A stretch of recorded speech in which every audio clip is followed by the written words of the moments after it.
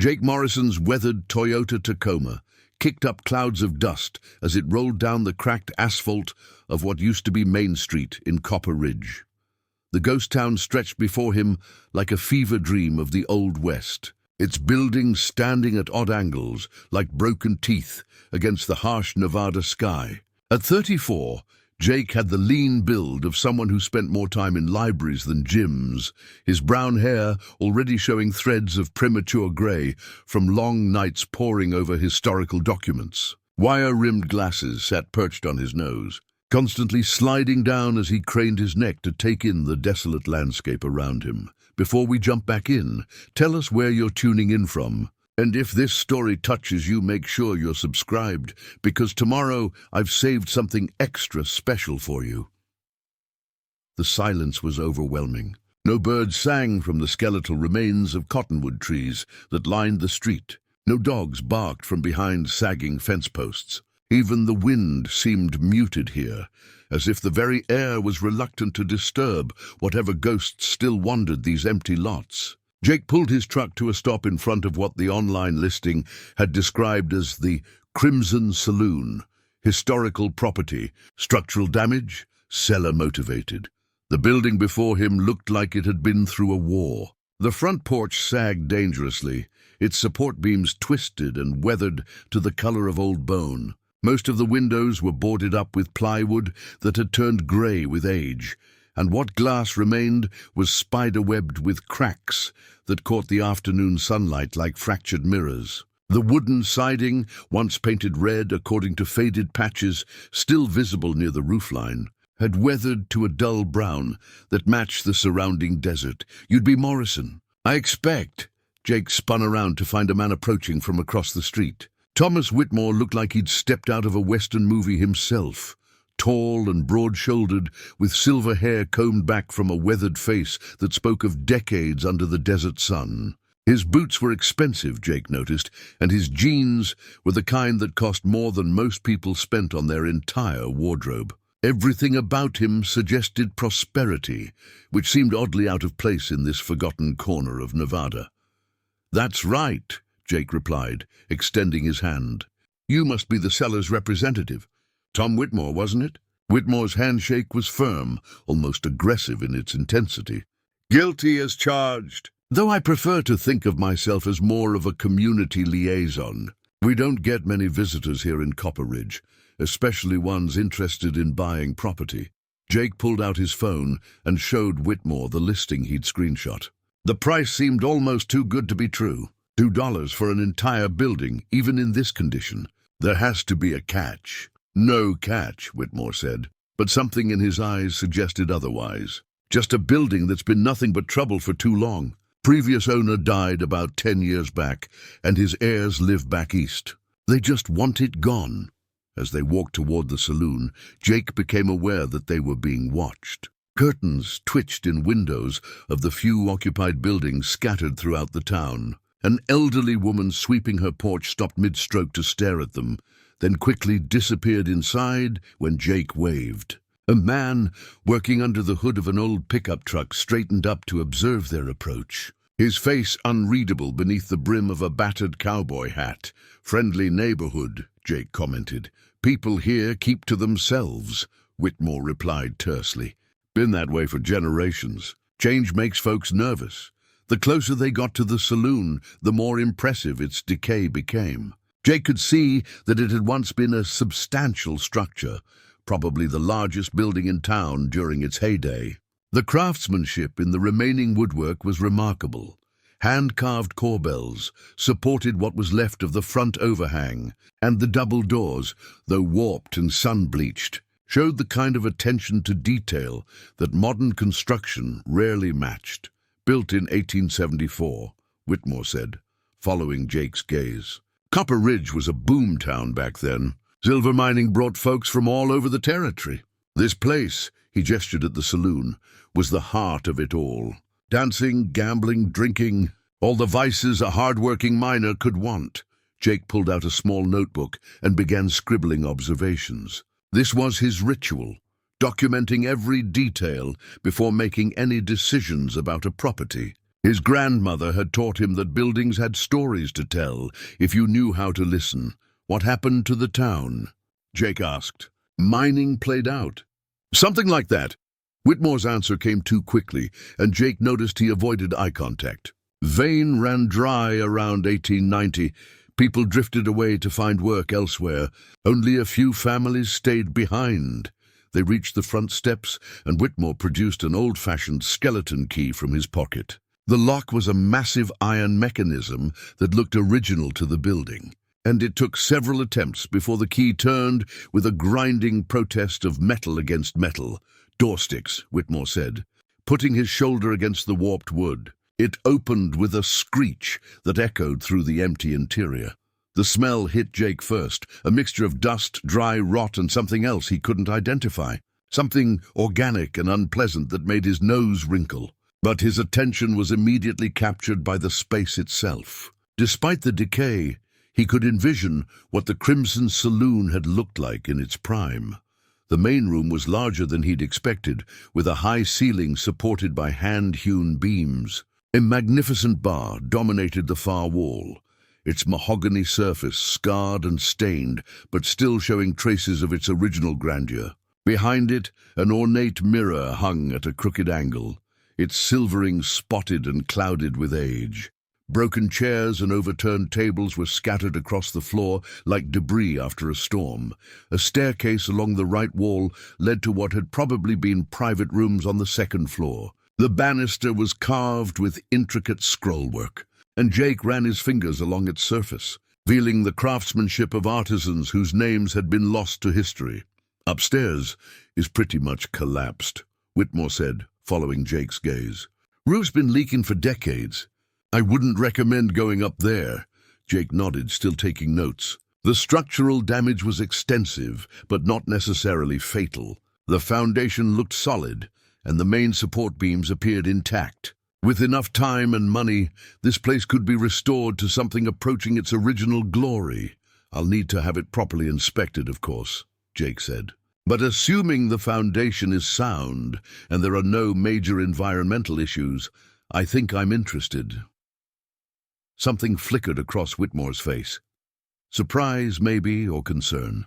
You sure about that, son? This place has a reputation in town. Some folks might say it's cursed. Cursed how? Whitmore shrugged. Oh, you know how small towns are. Lots of stories about places like this. Strange noises at night. Lights in the windows when nobody's supposed to be inside. Probably just kids playing pranks, but it makes people nervous. Jake had heard similar stories about other historical properties he'd purchased. Old buildings seemed to collect ghost stories like they collected dust. I don't believe in curses, Mr. Whitmore. Just old buildings with old problems that have logical solutions. They spent another 20 minutes going through the paperwork. The deed was surprisingly straightforward. No liens, no complications, just a simple transfer of ownership for the nominal sum of $2. Jake had expected more bureaucratic hurdles, but Whitmore seemed eager to complete the transaction as quickly as possible. You'll want to stay at Miller's Inn tonight, Whitmore suggested as they shook hands on the front steps. Only decent place to stay in town. I'll let Martha know you're coming. As Jake walked back to his truck, he became aware again of the watching eyes. The elderly woman was back on her porch, no longer pretending to sweep. The mechanic had abandoned any pretense of working on his truck and stood openly staring. Even more concerning, several other people had emerged from buildings to observe his departure. A young woman with a baby in her arms, an old man leaning heavily on a cane, a middle-aged couple standing close together like they were sharing secrets. None of them smiled. None of them waved. They just watched with the intense, focused attention of people observing something dangerous. Jake started his truck and pulled away from the saloon, but he couldn't shake the feeling that he'd just walked into something much more complicated than a simple real estate transaction. In his rearview mirror, he watched as the group of observers converged on Tom Whitmore, their body language urgent and concerned.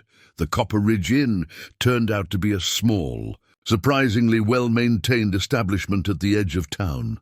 Martha Miller, the proprietor, was a woman in her 60s with steel-gray hair and the kind of penetrating stare that suggested she'd seen everything and approved of very little of it. Tom Whitmore called ahead, she said as Jake signed the guest register. Said you bought the old saloon. That's right. I restore historical properties. Telling and preparing this story took us a lot of time, so if you are enjoying it, subscribe to our channel. It means a lot to us. Now back to the story. Martha's expression didn't change, but Jake noticed her grip tighten on the pen she was holding. Might I ask what you plan to do with the place? Turn it back into what it was, hopefully. Research the history, restore the architecture, maybe eventually open it to the public as a historical site. This time, Martha's reaction was more obvious. She stepped back, as if Jake had announced he was carrying a contagious disease.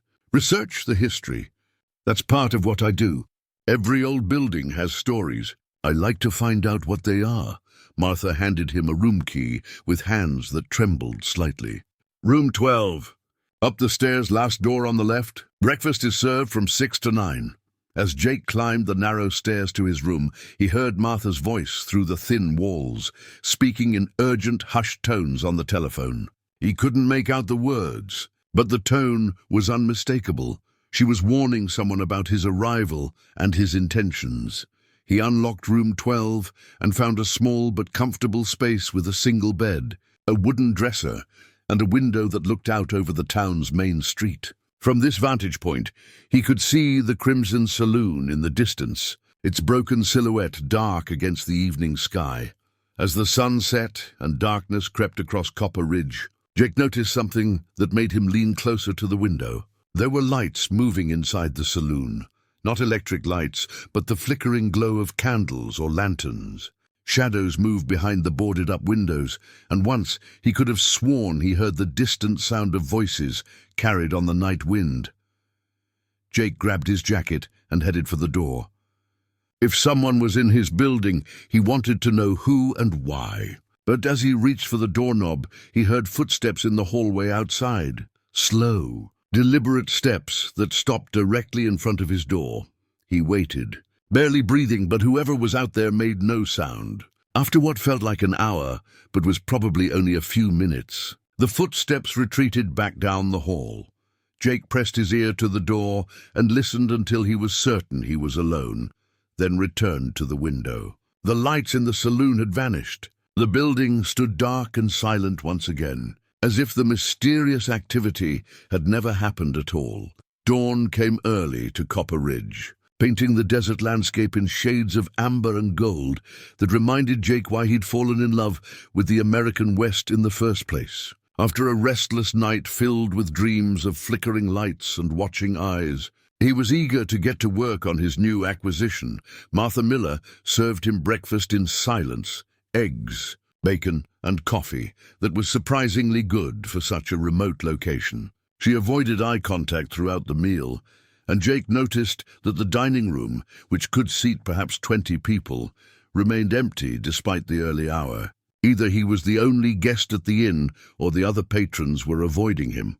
"I'll need some basic supplies," Jake said, as Martha refilled his coffee cup. "Tools, work gloves, maybe a generator for power."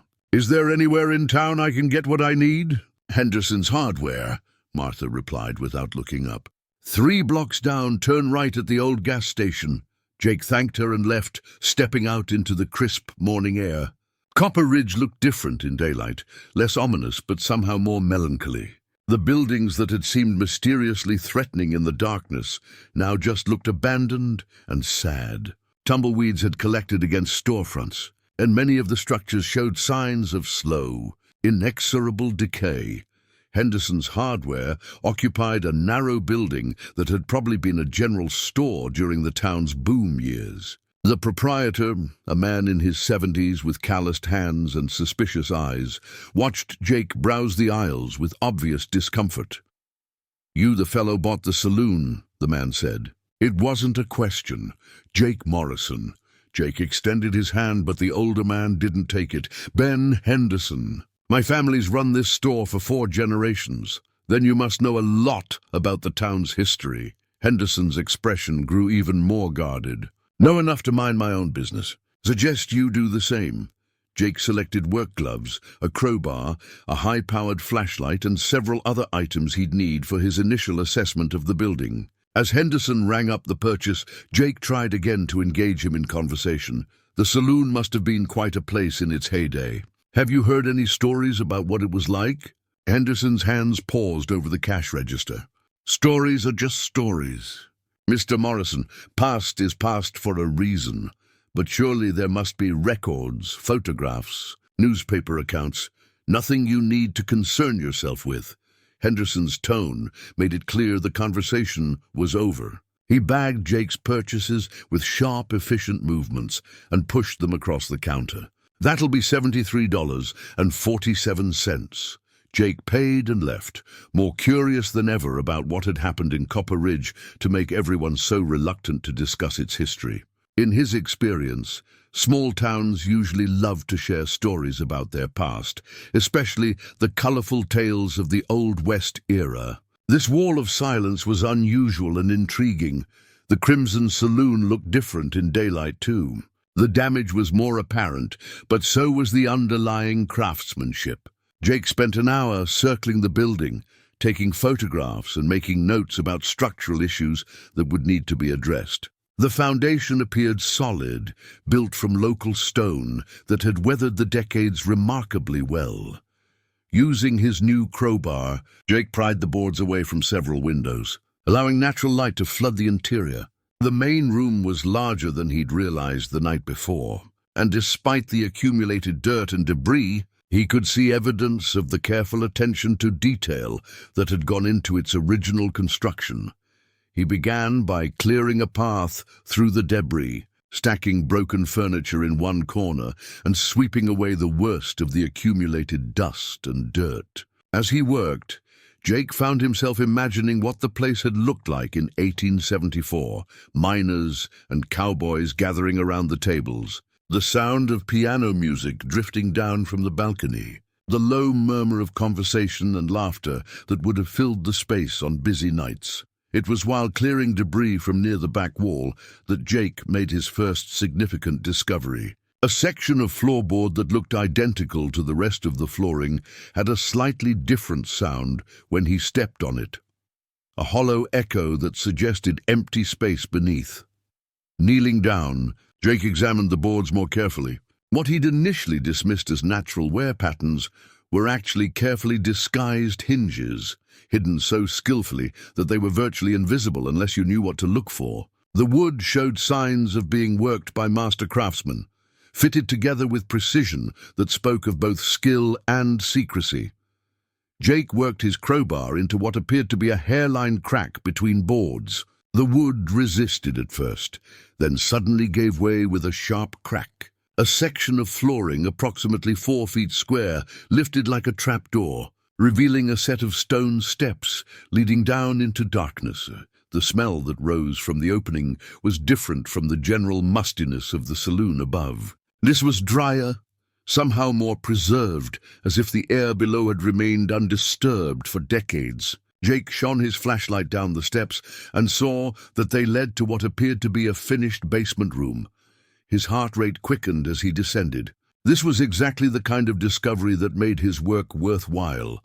Hidden spaces that had preserved pieces of the past like time capsules. The steps were worn smooth by use, and Jake noticed that they showed no signs of recent disturbance. Whatever was down here had been waiting a long time to be found. The basement was larger than the hidden entrance had suggested, extending beneath nearly half of the saloon's main floor. The walls were constructed from the same local stone as the foundation, fitted together with mortar that had remained solid despite the passage of more than a century. The ceiling was supported by heavy wooden beams that appeared to be in excellent condition, but it was the room's contents that made Jake's breath catch in his throat.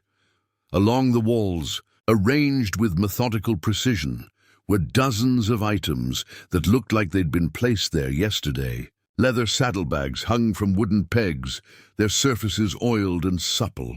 Weapons, rifles, pistols, and knives were displayed on custom-built racks, each piece cleaned and maintained to museum quality. Personal effects filled shelves and tables, pocket watches, jewelry, photographs, letters tied with ribbon. In the center of the room sat a large wooden table covered with maps and documents. Jake approached it carefully, afraid to disturb what was clearly a significant historical find. The maps were hand-drawn but extremely detailed, showing locations across Nevada, California, and Arizona. Red marks indicated specific sites, with notations written in a careful, educated hand. The documents were even more extraordinary. Ledgers filled with entries detailing financial transactions, written in a code that used numbers and symbols instead of names. But some entries were in clear English, and Jake could see references to banks, mining companies, and government offices. The amounts involved were staggering, thousands of dollars. In an era when a working man might earn $20 a month, and then Jake found the item that made everything else fade into insignificance, a gold pocket watch. Tarnished but still functional, lay open on the table. The inscription on the inside cover was clearly visible in the beam of his flashlight. To Blackjack Morrison, from the grateful citizens of San Francisco, 1873. Jake's hands trembled as he picked up the watch. Morrison, his family name. The coincidence seemed impossible, but there it was, engraved in elegant script on a piece of jewelry that had been hidden in this basement for over a century. He set the watch down carefully and continued his examination of the room. More personal items caught his attention: a leather journal bound with a brass clasp, a small strongbox that felt heavy despite its compact size, and a daguerreotype photograph showing 5 men in period clothing standing in front of what looked like the Crimson Saloon in its prime. Jake studied the photograph closely. The men were well dressed, but had the hard, weathered look of people who lived dangerous lives. One of them, standing in the center of the group, bore an unmistakable resemblance to Jake himself, the same lean build, the same dark hair, even a similar shape to the jaw and cheekbones. The implications were staggering. Either this was an incredible coincidence, or Jake had somehow inherited property that had belonged to his own ancestors. But the historical records he'd researched had never mentioned any Morrisons involved in the Old West, certainly not in connection with Nevada mining towns. Jake spent the next 2 hours cataloging everything he found in the hidden room. The more he examined, the more convinced he became that this had been the headquarters of some kind of organized operation. The maps marked specific locations with mathematical precision. The ledgers documented systematic financial activities. The weapons were maintained as if their owners expected to need them at any moment. But organized operation doing what? The dates on the documents and the style of the items suggested the 1870s, during the height of the silver boom. The amounts of money involved were enormous for the time period, and the secrecy suggested something that couldn't be conducted in the open. As afternoon shadows began to lengthen in the saloon above, Jake finally climbed back up from the basement. He carefully replaced the hidden trapdoor, making sure it was as undetectable as it had been when he'd found it. Whatever this discovery meant, his instincts told him that discretion was important until he understood more about what he'd found. But as he gathered his tools and prepared to leave for the day, Jake became aware that he was no longer alone in the building. Footsteps echoed from the front porch, slow and deliberate. The front door, which he'd left propped open for ventilation, creaked on its hinges. "Mr. Morrison," a voice called out. "Are you in there?" Jake recognized the voice as belonging to Tom Whitmore, but there was something different about its tone now. Less friendly, more cautious. "In here," Jake replied, stepping out from behind the bar where he'd been working. Whitmore entered the main room, but he wasn't alone. 3 other men accompanied him. All locals Jake had noticed around town, all wearing expressions that suggested this wasn't a social visit. "Finding anything interesting?" Whitmore continued, his gaze sweeping over the books and papers scattered on the table. "Just general background," Jake said. "Elena's been very helpful explaining how the mining industry shaped the region."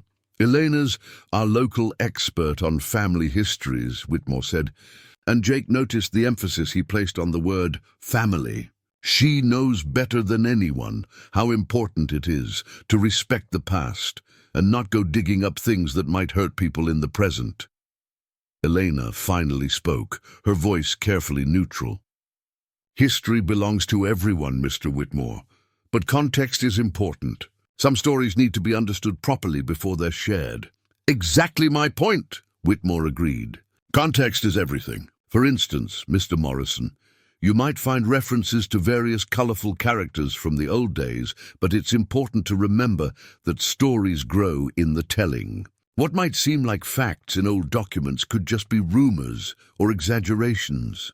Jake nodded politely, but he was studying Whitmore's body language. The man was nervous about something, and his casual visit to the library felt anything but coincidental.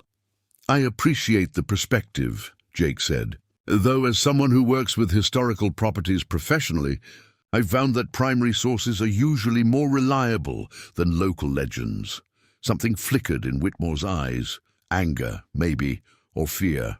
Primary sources can be misleading too, especially when taken out of context. People in the past weren't always honest about their activities, particularly if those activities might have been misunderstood by the authorities. The conversation was becoming a verbal chess match, with each man probing for what the other knew without revealing their own hand. Elena sat between them like a referee at a boxing match, clearly uncomfortable with the tension. Well, Whitmore said finally, I should let you get back to your research. Just remember what I said about context, Mr. Morrison. Some stories are best left as stories. After Whitmore left, Elena and Jake sat in silence for several minutes. Finally, Elena spoke in a voice barely above a whisper. Jake, I need to tell you something else, and then I think you should consider leaving Copper Ridge. What do you mean? That historian I mentioned, the one from the university? His name was Dr. Richard Castellanos. After he left town, I tried to contact him several times. I wanted to know what he'd found, especially since it related to my family's story. Elena's hands were trembling as she pulled another folder from the archival box. I finally tracked him down 6 months later. He was working at a small college in Oregon, teaching introductory history courses. When I called him, he wouldn't talk about his research in Copper Ridge at all. He said he'd been advised by colleagues to pursue other areas of study. Advised by whom? He wouldn't say. But Jake, here's what really scared me. 2 weeks after I spoke with him on the phone, Dr. Castellanos was killed in what police ruled a hiking accident. He fell from a cliff while exploring a remote trail near his home. Jake felt his blood run cold. You think his death was connected to his research here? I don't know. But the timing was suspicious. And there's something else. Elena opened the folder and pulled out a photocopy of what appeared to be a letter. This came in the mail 3 days after news of Dr. Castellanos' death reached Copper Ridge. It was addressed to me personally. Jake read the letter, which was typed on plain white paper with no letterhead or signature. Ms. Vasquez, we understand you have been corresponding with researchers interested in local history. While we respect academic curiosity, some areas of inquiry can be dangerous for those involved. We would hate to see anyone else meet with an unfortunate accident while pursuing investigations that serve no constructive purpose. We trust you understand our meaning and will guide future researchers toward safer topics. Friends of Copper Ridge, Jesus, Jake breathed. Elena, you should have taken this to the police. To Sheriff Cross? Elena laughed bitterly. Jake, Diana Cross's family has lived in Copper Ridge for 5 generations. Her great-great-grandfather was the sheriff here in the 1870s, during the time when all of this was happening. You think she doesn't know exactly what secrets this town is protecting? The implications hit Jake like a physical blow. If the local law enforcement was compromised, and if people were willing to commit murder to protect historical secrets, then his discovery in the saloon basement had put him in genuine danger. Elena, I need to ask you something, and I need you to be completely honest with me. Do you think the people threatening researchers are descendants of the gang members? Elena was quiet for a long moment, staring out the window at the empty street. Jake, what I'm about to tell you is speculation based on family stories and local gossip. But yes, I believe that some of the wealthiest families in this area made their fortunes from stolen gold. And they've spent the last 150 years legitimizing that money and covering up its origins. Which families? The Whitmores, for one. Tom's great-great-grandfather supposedly made his fortune in cattle ranching, but he arrived in Copper Ridge penniless in 1873 and was mysteriously wealthy by 1876. The Cross family claims their ancestors were successful merchants, but there's no documentation of what they sold or who they sold it to. The Hendricks family owns thousands of acres of ranch land that they supposedly bought with savings from working as miners. But the deed transfers all happened within a very short time frame. In 1875, Jake thought about the coded ledgers he'd found, with their references to large financial transactions. If Elena was right, then he'd stumbled into a conspiracy that had been carefully maintained for over a century. "There's more," Elena continued. "Every 10 or 15 years, someone comes to town asking questions about the Crimson Ridge Gang. Sometimes they're treasure hunters. Sometimes they're historians. Sometimes they're just curious tourists who've read about unsolved mysteries. They all have the same experience. They're warned away, they leave town, and most of them are never heard from again." Most of them? Dr. Castellanos wasn't the first researcher to die in an accident after investigating Copper Ridge. In 1998, a treasure hunter named Michael Patterson was found dead at the bottom of an old mine shaft. In 2003, a journalist writing about unsolved crimes of the Old West was killed in a car accident on the highway outside town. In 2011, a genealogist researching family histories disappeared entirely. Her rental car was found abandoned at a truck stop in Arizona, but she was never seen again. Jake felt sick to his stomach. The pattern Elena was describing suggested a systematic effort to eliminate anyone who got too close to the truth about the Crimson Ridge Gang. "Why are you telling me this?" Jake asked. "Aren't you afraid they'll come after you too?" Elena's expression was determined, but Jake could see the fear in her eyes. "Because I'm tired of being afraid. Because my family deserves justice for what happened to them. And because maybe, if someone finally exposes the truth, these people will lose their power to hurt anyone else." She reached across the table and gripped Jake's hand. "But Jake, you need to understand what you're up against. These aren't just greedy descendants trying to protect inherited wealth. They're people who have committed murder to keep their secrets, and they'll do it again if they have to." Jake looked down at Elena's hand covering his own, thinking about the incredible discovery waiting in the basement of his property. The maps, the ledgers, the personal effects.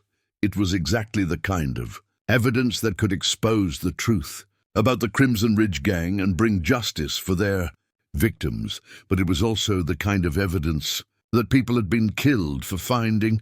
"Elena," Jake said quietly, "what would you say if I told you that I might have found something at the saloon? Something that could prove your family's story?" Elena's grip on his hand tightened. "I'd say that you're in more danger than you realize.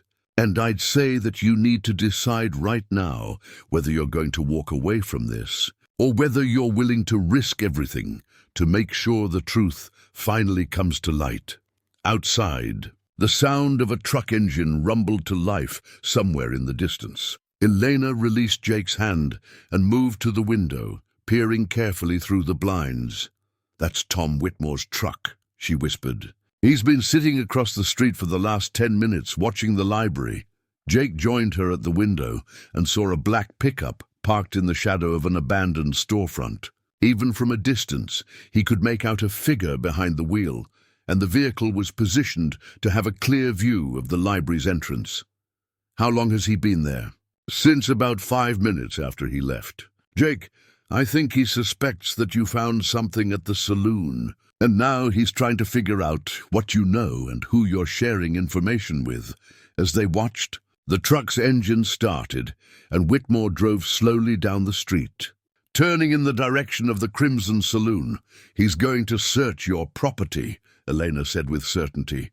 If there's anything there you don't want him to find, you need to secure it now. Jake thought about the hidden basement with its carefully preserved artifacts. If Whitmore and his associates found it, the evidence would disappear forever, and with it, any chance of justice for Elena's family or the other victims of the Crimson Ridge gang. Elena, I need your help. But I have to warn you, if you get involved in this, there's no going back. These people have already threatened you once. Elena was quiet for a moment, then moved to her desk and opened a drawer. She pulled out a small revolver and checked to make sure it was loaded. My great-great-grandmother spent the rest of her life knowing that her family's killers were walking free, respected members of the community. She died without ever seeing justice. Elena looked directly into Jake's eyes. I won't make the same mistake. The afternoon sun was beginning to cast long shadows across Copper Ridge as Jake and Eleanor prepared to leave the library. Whatever happened next, Jake realized, would determine not only his own fate, but the fate of a 150-year-old secret that people had killed to protect. And somewhere in the distance, Tom Whitmore's truck was heading toward the Crimson Saloon, where the hidden truth about the most notorious gang in the American West waited in a basement that had kept its secrets for more than a century. The game, Jake realized, was just beginning. Do anything interesting in your first day of exploring? Whitmore asked. His eyes were scanning the room, taking note of Jake's cleaning efforts and the newly uncovered windows, just getting a sense of the structural issues. Jake replied carefully. It's going to be a bigger project than I initially thought. Whitmore nodded, but his attention seemed focused on the back wall area where Jake had discovered the hidden entrance. You know, I've been thinking about our conversation yesterday. Maybe we were too hasty with that sale. Too hasty how? Well, $2 really is an unusual price, even for a building in this condition. Makes a man wonder if maybe there's something about this place we haven't considered. Jake felt his pulse quicken, but he kept his expression neutral. If you're having second thoughts about the sale, I should point out that the deed transfer is already complete. The property legally belongs to me now. Oh, I understand that, Whitmore said.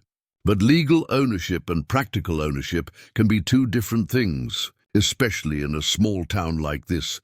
One of the other men, a younger guy with arms like tree trunks and a face that suggested he'd been in his share of fights, stepped closer to Jake. Thing is, Mr. Morrison, this town's got a long history. Some of it's better left undisturbed. And some of us have a vested interest in making sure it stays that way. Added a third man, this one older with gray hair and cold eyes that never seemed to blink.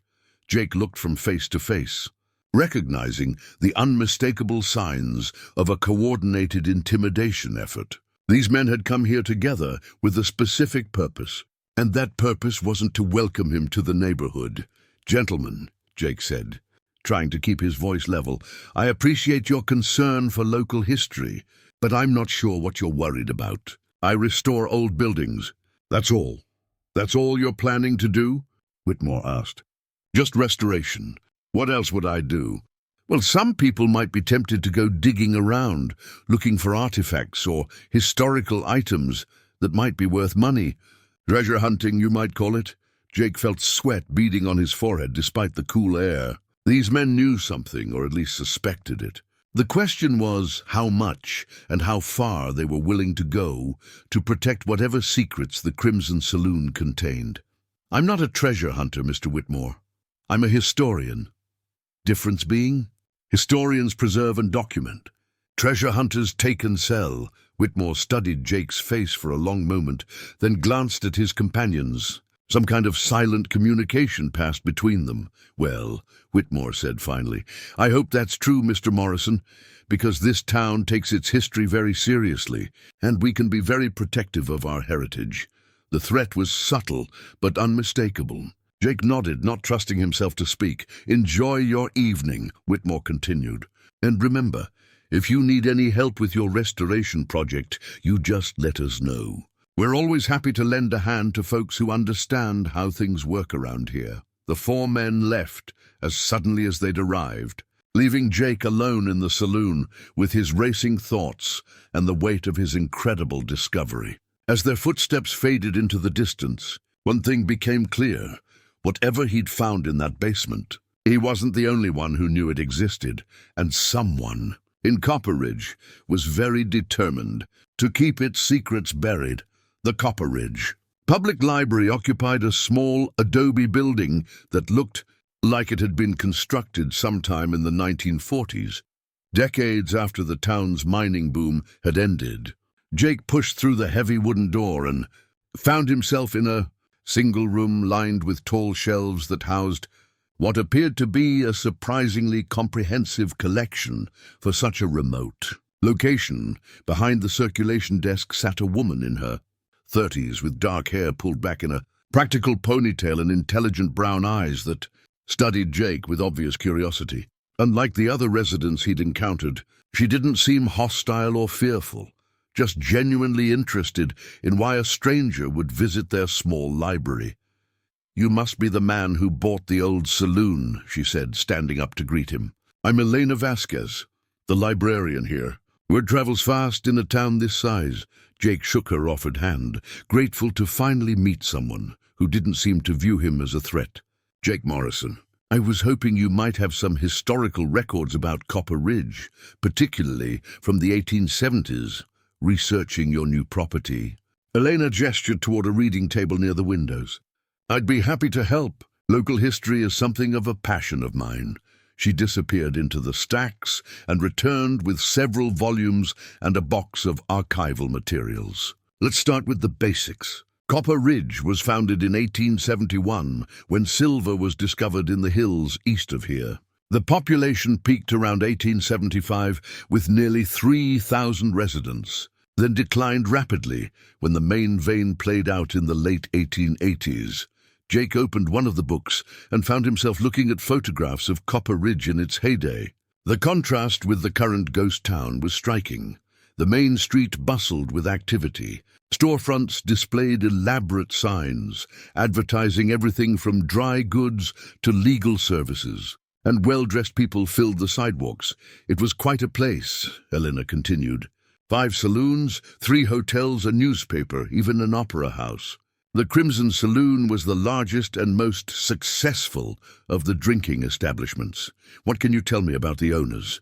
Jake asked, trying to keep his voice casual despite his growing excitement.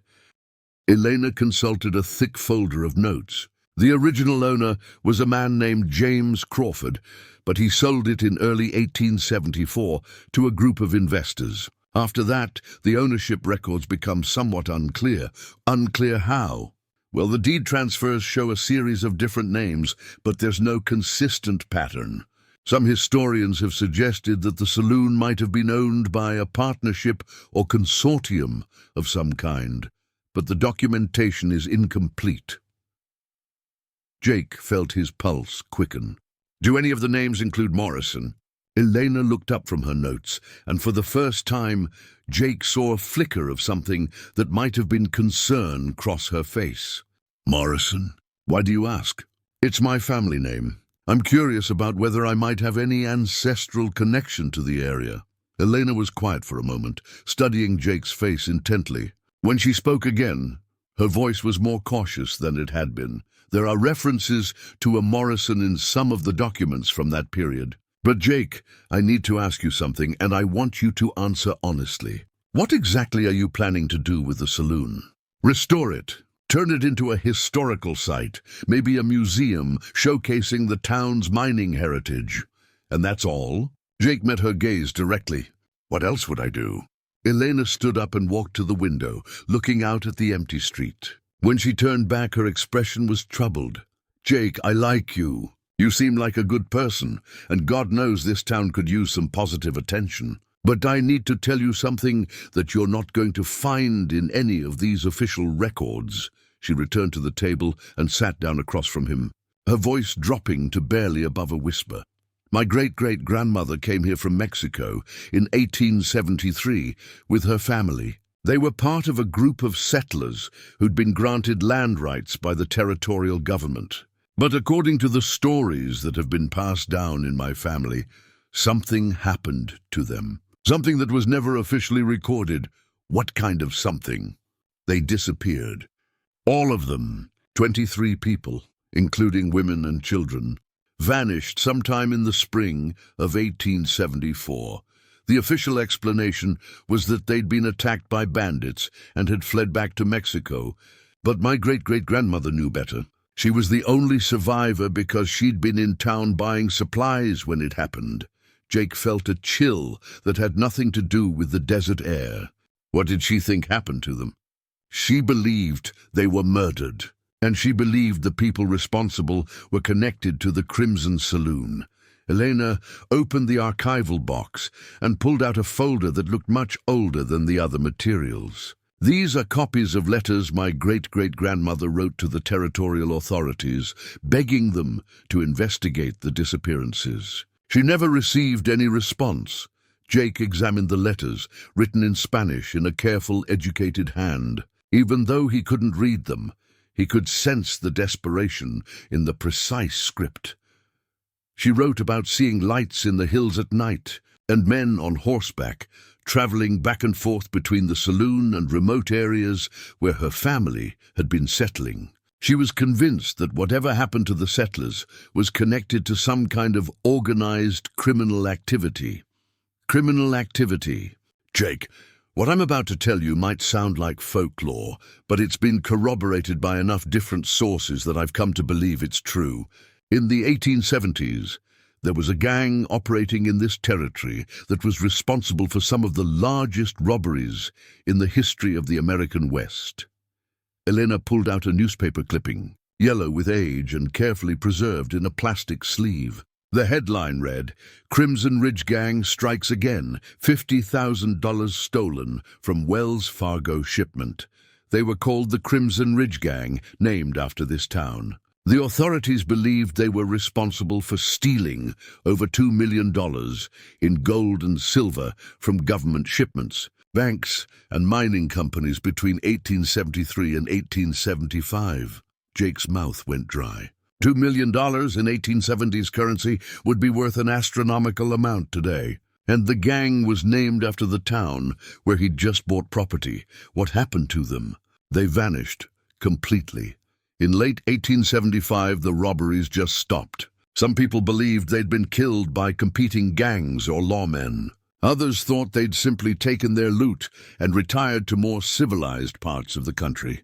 But the gold was never recovered, and you think they were based here, at the Crimson Saloon? Elena nodded gravely. It would make sense. The saloon was the perfect cover. A legitimate business that could explain large amounts of cash and the presence of armed men. And the timing fits with when the building changed ownership. Jake thought about the hidden basement he'd discovered, the carefully preserved weapons and documents, the maps marking locations across 3 states. Everything Elena was telling him aligned perfectly with what he'd found. Selena, have other people come here asking questions about the gang? Researchers or treasure hunters? Elena's expression darkened. A few. About 10 years ago, a historian from the University of Nevada spent several weeks here researching the disappearances. He was particularly interested in the Crimson Saloon. What happened to him? He left town suddenly. Said he'd received a job offer he couldn't refuse. But before he left, he came here to the library looking scared. He told me that he'd discovered something significant, but that certain people in town had made it clear his research wasn't welcome. Jake felt the familiar chill of fear run down his spine. Certain people? He didn't name names, but he said some of the town's leading families had ancestors who might not want their histories examined too closely. Elena stood up and walked back to the window, her body language suggesting she was struggling with whether to say more. Jake, I need to ask you directly. Have you found anything unusual at the saloon? Anything that might be related to the gang? The question hung in the air between them. Jake found himself at a crossroads.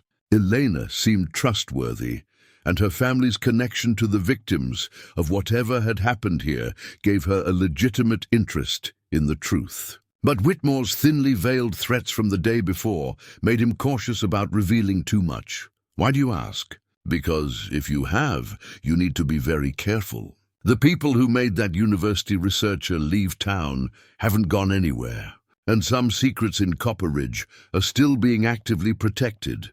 Before Jake could respond, they heard the sound of footsteps on the library's front porch. Elena's face went pale, and she quickly gathered up the archival materials, returning them to their box with practiced efficiency. "Pretend you're researching general local history," she whispered urgently. "Nothing specific about the gang or the disappearances." The library door opened, and Tom Whitmore stepped inside, his eyes immediately focusing on Jake with laser-like intensity. "Mr. Morrison," Whitmore said with a smile that didn't reach his eyes. "Fancy meeting you here. Doing a little light reading?" "Just learning about the town's history," Jake replied, trying to match Whitmore's casual tone. "It's fascinating how prosperous Copper Ridge was during the mining boom." "Oh yes," Whitmore agreed, moving closer to the table where they were sitting. "Rich history. Though some of it's better left in the past, don't you think, Elena?" Elena nodded stiffly, not making eye contact with either man. The tension in the room was thick enough to cut with a knife. Jake returned to his hotel room that evening to find Tom Whitmore sitting in the lobby chair, a crystal tumbler of whiskey in his weathered hands. The older man's face bore the weight of someone preparing to reveal uncomfortable truths. "We need to talk, Morrison." "Men to men." Jake's pulse quickened, but he maintained his composure. "About what?" Whitmore gestured toward the stairs. "Your room. More private." Once inside, Whitmore closed the door and turned to face Jake directly. Gone was the friendly facade from their earlier encounters, replaced by something harder and more desperate. "My great-great-grandfather was Ezra Whitmore. They called him Deadeye because he never missed a shot. He was the treasurer for the Crimson Ridge Gang, kept meticulous records of every robbery, every payoff, every dollar they stole." Jake felt his blood run cold. Whitmore was confirming everything Elena had suspected. "That building you bought, it was their headquarters, and I'm betting you've already found their vault." 3 days later, as Jake worked alone at the saloon, an elderly man appeared in the doorway like a ghost from the past. Marcus Hendricks moved with the careful steps of someone carrying decades of guilt. "You're stirring up things that should stay buried." "Son," Jake recognized him as the man he'd seen watching from across the street during his first day in town. "Mr. Hendricks, isn't it?" "Whiskey Peter Hendricks was my great-great-grandfather. Mean drunk, meaner with a gun, but he was also the gang's muscle, and when they disappeared, my family was left to guard their secrets." Marcus pulled out a leather pouch containing hand-drawn maps that matched the ones Jake had found in the vault. "Every generation, one of us becomes the keeper. We maintain the cache sites, keep the location secret, make sure nobody gets too close to the truth. I've been doing it for 43 years, his voice cracked with emotion. But I'm tired of living with blood on my hands." Sarah Chen's government sedan pulled into Copper Ridge on a Tuesday morning, its federal plates immediately drawing attention from the few residents who still called the ghost town home. The Treasury agent had been tracking patterns of laundered gold for over a decade, following paper trails that led inevitably to this remote Nevada settlement. She found Jake at the saloon, photographing architectural details for his restoration documentation. "Mr. Morrison." "Agent Sarah Chen, Treasury Department. I understand you've made some interesting discoveries." Jake's hand instinctively moved toward his pocket, where he kept photographs of the vault's contents. "I'm not sure what you mean." The Crimson Ridge Gang stole $2.3 million in federal gold between 1873 and 1875. That's approximately 60 million in today's currency. Money that was never recovered, never accounted for. Sarah showed him a badge and federal warrant. "Your online research activities and hotel registrations flagged our monitoring systems. We've been waiting for someone to find what you found." Sheriff Diana Cross sat in her patrol car outside the Copper Ridge Cemetery, staring at the weathered headstone that read, "Sheriff William Cross, 1845 to 1901, faithful servant of justice." Her great-great-grandfather's grave mocked her with its ironic inscription. The radio crackled with Tom Whitmore's voice. "Diana, We have a problem. Federal agents are involved now. We need to move to the final protocol. She knew what that meant. The same fate that had befallen Dr. Castellanos and the others who'd gotten too close to the truth. Her family had built their reputation on a foundation of lies and blood money. But she'd taken an oath to protect and serve. Diana made her choice. She drove directly to the saloon, where Agent Chen was documenting the vault with Jake's assistance. Agent Chen, I'm Sheriff Cross. I have information about the conspiracy you're investigating. My family has been part of the cover-up for 150 years, but I'm ready to testify about everything I know. Dawn broke over the Nevada mountains as Jake, Elena, Sarah, and Marcus began their trek into the remote canyon where the gang's primary treasure cache lay buried. Marcus led them along trails that existed only in the memories of the keeper families. Paths unmarked on any modern map.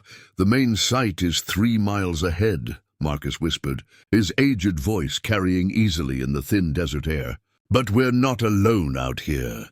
Elena clutched the GPS device that was recording their route for the federal investigation. Sarah carried sophisticated ground-penetrating radar equipment. While Jake documented everything with high-resolution cameras, they found the site exactly where the coded maps indicated. A natural cave system hidden behind a rockfall that looked completely natural but had been carefully engineered. Inside, arranged with the same methodical precision as the saloon vault, were thousands of gold bars and silver coins, their surfaces still gleaming after nearly 150 years underground. My God, Sarah breathed. This is the largest recovery of stolen federal gold in American history.